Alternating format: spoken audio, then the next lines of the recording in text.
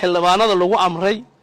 in ay sawirro ka soo qaadaan warqadda oo ku codeynaya xildhibaanka si loo ogaado qofka oo u codeeyay taas oo meesha ka saaraysa dimuqraadiyadda iyo hufnaanta doorashada in musharax in mudane Sheekh Aadan Maxamed Nuur Madoobe oo iska casilo xilka gudoomiyaha golaha shacabka Jamhuuriyadda Federaalka Soomaaliya bismillaahir rahmaanir rahiim warsaxaafadeed musharaxiinta hogaamiyaha dawlad goboleedka Koonfur Galbeed Soomaaliya annagoo kala ah labada musharax ee hogaamiyaha dawlad goboleedka Koonfur Galbeed Soomaaliya mudane Shariif Xasan Sheekh Aadan iyo Dr. Cabdicaziis Maxamed Sheekh Cusmaan Jawaari waxaan ummadda Soomaaliyeed guud ahaan gaar ahaan dadka ku dhaqan deegaanada dawlad goboleedka Koonfur Galbeed Soomaaliya iyo beesha caalamka ugu baaqaynaa in ay si dhow ula socdaan doorashada hogaamiyaha dawlad goboleedka Koonfur Galbeed Soomaaliya ee la filayo inay qabsoonto 10 Juun 2026 taas oo ay hareeyeen walaacyo isa soo tarayo oo ku saabsan hufnaanta cadaaladda iyo madaxbannaanida geedi socodka doorashada waxaa muuqata dadaalo lagu doonayo in lagu caburiyo xorriyadda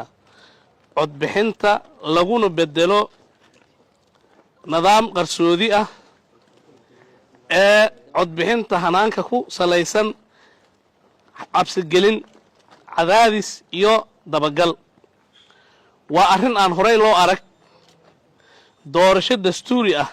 in musharax u taagan xilka ugu sareeya ee dawlad goboleed uu si cad ugu hor yimaado mabda codbixinta qarsoodiga ah ee dastuurka damaanad qaaday hadallada iyo dhaqdhaqaaqyada soo baxaya waxay muujinayaan fahan siyaasadeed oo khatar ku ah dimuqraadiyadda isla markaana dhaawacaya xorriyadda xildhibaanka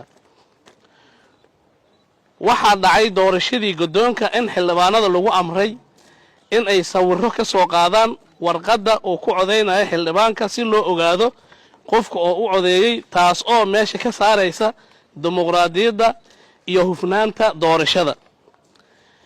gudoomiyaha golaha shacabka Jamhuuriyadda Federaalka Soomaaliya mudane Sheekh Aadan Maxamed Nuur Madoobe weli kama uusan tanaasulin xilka gudoomiyaha golaha shacabka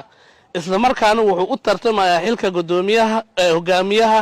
Koonfur Galbeed Soomaaliya taas oo ka hor imaanaysa hufnaanta iyo geedi socodka doorashada haddaba si loo ilaaliyo kalsoonida shacabka iyo sharciyadda natiijada doorashada waxaan soo jeedinaynaa qodobada soo socoto kow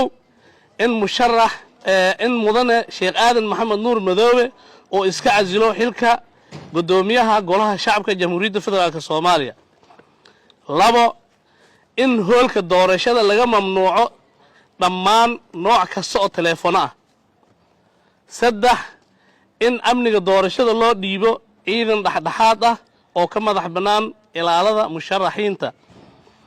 afar in doorashada lagu qabto goob dhexdhexaad ah oo aan musharax deganeen loona siman yahay gunaanud waxaan dawladda federaalka Soomaaliya ururada bulshada rayidka odayaasha dhaqanka dhammaan indheergaradka Soomaaliyeed iyo beesha caalamka ugu baaqaynaa in ay si dhow ula socdaan hanaanka iyo geedi socodka doorashada dawlad goboleedka Koonfur Galbeed Soomaaliya dhammaad